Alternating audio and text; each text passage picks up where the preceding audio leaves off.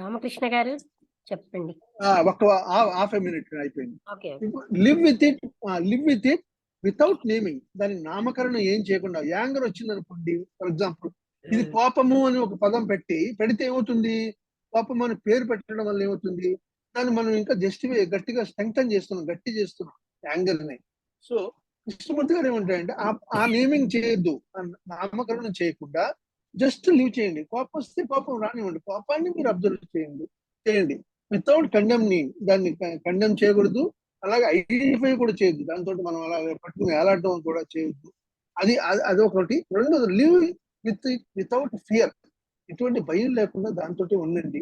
అప్పుడు actually artist తో ఉంటే భయం ఉండదండి. మనం దాన్ని చూసి భయపడిపోయి మనము పలాయనం ఎస్కేప్స్ తీసుకుంటాం, అప్పుడు భయం కనిపిస్తుంది. అది మనం గమనించట్లేదు. అంటే కృష్ణమూర్తి గారు live with it without fear. భయం లేకుండా అంటే ఏంటంటే స్టే విత్ ఇట్ అని, విత్ వాట్ ఈస్.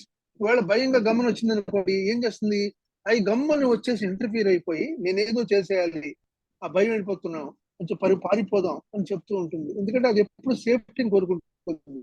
ఈ సేఫ్టీ ఇదంతా తాత్కాలికం. మన విషయం గమనిస్తే అసలు సేఫ్టీ అనేటటువంటిది, సెక్యూరిటీ అనేటటువంటిది లేదు. అది మనం గమనించినట్టయితే, ఎప్పుడైతే మనకు అవగాహన వస్తుందో అప్పుడు స్టే వితౌట్ అయినప్పటికీ అబ్సల్యూట్ క్లారిటీ ఎమర్జ్ అవుతుంది అక్కడి నుంచి కంప్లీట్ గా.